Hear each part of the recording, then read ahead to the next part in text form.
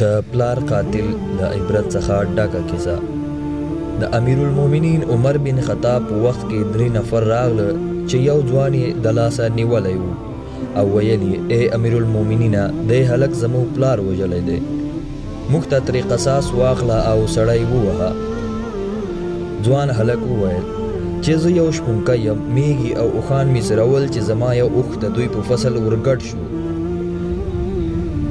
د دوی پلار ډبره راواخیسته او زما اوښ یې پرې وویشتو او هغه مړ شو. نو ما په همهغه ډبره بیرته د دوی پلار وویشتو چې هغه هم مړ شو. نو عمر بن فاروق رضی الله تعالی عنہ ورته وویل چې تا ته د اوښ په مقابل کې د هغه وژل خو جایز نه و، ته قاتل یې، ته باید قصاص شي. ځوان وویل چې زه تاسو ته د 3 ورځو سوال کوم، ما ته 3 ورځې مهلت راکړئ، ځکه چې زموږ پلار موږ ته یوه خزانه پرېښې او زما یو کوچنی ورور دی، که زه مړ شم نو هغه خزانه به هم ضایع شي او ورور مې هم. عمر فاروق رضی الله تعالی عنہ ورته وویل ستا ضمانت به څوک ورکړي چې ته واپس راځې؟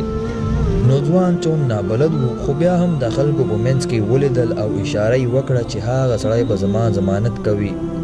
نو عمر فاروق رضی الله تعالی عنہ وویل ای ابوذر آیا ته د دې سړي ضمانت کوې؟ ابوذر وویل هو کوم یې. عمر فاروق رضی الله تعالی عنہ ورته وویل ته خو یې پیژنې هم نه، خو کرا نغلو حد به په تا قایمېږي. ابوذر وویل سمه ده. سړی لاړو، ورځ تېره شوه، بله هم تېره شوه، درېیمه هم تېره شوه، د سړي هېڅ پته ونه لګېده.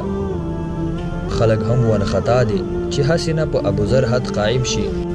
خو د ماښام مانځه ته لږ مخکې سړی ډېر په منډه ورخطا او ساه نیولی راغی او د عمر فاروق په مخ کې ودرېده او ویې ویل خزانه او ورور مې مماګانو ته وسپارل او زه خپل ځان د اسلام حکم ته تسلیموم. عمر فاروق رضی الله تعالی عنہ حیران شو او ورته یې وویل چې ته خو نااشنا هم یې، که تښتېدلی وای چا پیدا کولی هم نه شوی، نو بیا ولې راغلی؟ نو سړي ورته وویل زه د دې خبرې نه یېرېدم چې بیا به خلک وایي چې نن سبا خلکو کې وفاداري ختمه شوه، نو بیا به څوک په چا اعتماد نه کوي. عمر فاروق رضی الله تعالی عنہ په داسې حال کې چې حیرانتیا یې په بدن خپره وه، د ابوذر نه یې تپوس وکړو چې تا خو دا سړی نه پیژانده، بیا دې څنګه ورته ضمانت وکړو؟ ابوذر وویل زه د دې خبرې نه ووېرېدم چې بیا به خلک وایي چې نن سبا خلکو کې صله رحمي ختمه شوه، هیچا کې هم خیر پاتې نشو، هیڅوک په چا اثر نه کوي، نو ځکه مې د دې لاروي ضمانت وکړو. نو د مقتول اولاد ډېر متاثره شو او ویې ویل چې ای امیر المؤمنین موږ ورته معافي کوو. عمر فاروق رضی الله تعالی عنہ ته وویل چې دا ولې؟ هغوی وویل هسې نه چې بیا خلک وایي چې نن سبا بیخي عفوه او بښنه په چا کې نشته.